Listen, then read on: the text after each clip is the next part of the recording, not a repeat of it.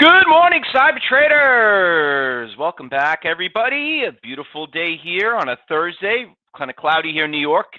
Awfully warm. Don't know what's going on, but looking forward to a brand new year. Good to see you. Good morning, everybody. Brian, William, good to see you all. Excellent. What I got here? Just got to bring something up here.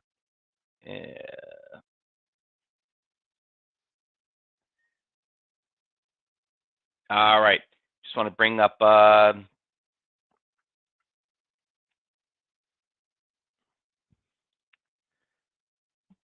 right. So a couple of stocks that are making some big moves. And we're going to basically, yesterday was actually a pretty good, decent day. I actually was down. I got caught on one stock. I bought a little bit more than I wanted to. And, but I did well on a different stock that made me back. So I got pretty much broke even yesterday. I think it was down like $100 basically. So it was actually one of the first days I've been down in like 2 weeks. I was on a really good winning streak. So, listen, you win some, you lose some. You got to be careful. You're going into a very, very tough time. We only got like I said, we got tomorrow, and that's about it. I mean, and end of the year. So a lot of things are not coming up. You could see what's happening with the market. It's not really moving that much. Job reports came out. They were off by like 5,000 or something like that. So it wasn't really nothing spectacular. Just watching the news right now, just seeing what the numbers are and where we're at right now. So there's a couple of stocks that are making moves. I mean, but you could see overall, everything's kind of like flat. Things are up about 10 cents, 20 cents. We're not getting some big flyers, but we did have a couple of good ones. We're going to talk about that first, and then we're going to go back and talk about what's moving this morning. So anyway, let's start off talking about what happened yesterday. So this stock, BBIO, had a really, really nice move yesterday. You could see it right here. Stock finally made a little bit of a comeback at 9:30, ran from like $13 all the way up to about 14. The only issue that I had with this stock is it was very volatile. The chart looks beautiful, looked like it had a nice move up until about 10:15, but if you look at the candlesticks, this stock was moving in 20-cent intervals, meaning that if you went out there at market, boom, you had done, you were probably negative 20 cents. 20 cents on 1,000 shares, that means you're down $200 that you have to make back just to break even. So that's why we always talk about in class, especially next week when we talk and do phase 3, it's all about entries and exits. You got to try to get in those limit orders. So this stock, for some of you that here for the first time, you could see this stock got destroyed, and it finally did make a little bit of comeback. It was a $40 stock. It went all the way down to open up about 11. So it's been coming back a little by little. We'll put it on the watch list a little bit. It traded better than the other one, but once again, you got to be careful with these pharmaceutical stocks because they really don't come back. All right, what do I got here? Oops, did I close my window? I hate when I do that. Oh no, here it is. There we go. All right.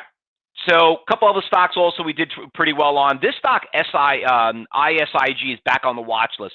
This stock was also a very volatile stock, and I'm putting this one back on the watch list. But this is a category 4, okay, minimum. I would even give it a 5, all right? But you could see this stock has been just a fun stock for us.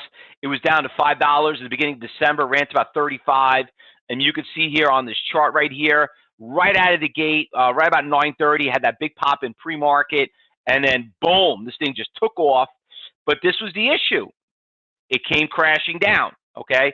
It got halted. It did this little shake right here. If you got caught into this, you took a big hit.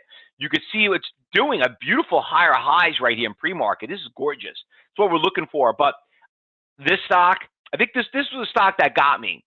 Not too much, very little. I didn't trade too many shares of it on this one, but this stock I had to be careful of. And, it had that beautiful pre-market, but look, it's doing almost the same exact thing right now in pre-market, but we know what happened when the market opened up. So be very, very careful, ISIG. All right, this is, like I said, you got to be a category 3 trader to trade it. This stock was also really nice in the afternoon. This one still looks pretty good. I put this back on the watch list for today, because you could see right here from yesterday had a really nice push from 12:30, ran from 7:20, went all the way up, nice all the way up to about 960. She's at, she held there, which is a pretty good sign. And when you have something like that, we'll keep an eye, we'll put on a watch list. The only issue you got to be careful of is that we're getting close to resistance levels going back in November. So when you look at the watch list, when you look at the orders out there, you got to be a little cautious on that. And we're going to check that out in a little bit. NAKD was also a pretty good stock that had a nice pop move yesterday. Gorgeous move. You could see this one just at 12 o'clock, ran from $5 all the way to about almost 6. And then right after hours, it just literally popped right there. TCAT was a fun stock too. I don't know what happened with TCAT. You know what? This was like, this is what kind of threw me off a little bit about this stock. If you notice, it has a Fausto flag being built right here. Okay, so you got your Fausto flag being built right here, so you would think like it would break, and it kind of did a little bit here, but that's like at 1 o'clock, and then it did this false run up after hours. So, TCAT, crazy cat. That stock is not the easy stock to trade, and I said that earlier, but we did make money on it. I traded. I did okay on it. Could have did a little bit better. I got shaken out right around here, around 10 o'clock, and it did a big nasty shake. It dropped like 50 cents.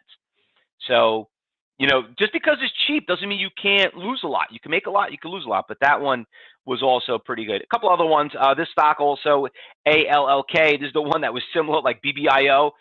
For some of you in here for the first time, this stock was $80. Okay, and this thing got really decimated. It went all the way down to 8.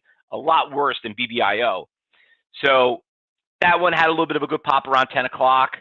So that one, listen, you never know. If they keep trading here for a little while, sometimes they do come back a little bit.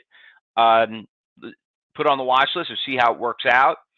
And that pretty much does it. Now now today's watch list, let's talk what's going on today. So we got this RELI. The stock had a nice push yesterday, not a crazy push, but you could see that it's starting to make higher highs. So you could see what happened in pre-market at 7 o'clock. It ran all the way up to here and then came back down. But you see it's making higher highs. When I bring up over here on level 4, there's not the greatest amount of orders, but there is a big guy out here around $8. So you can see there's about 10,000 share and 11,000 share seller. This guy's been out there for a while. You could see that these people out there. That's why it's having a really tough time. At 9 o'clock this morning, you get past that 786.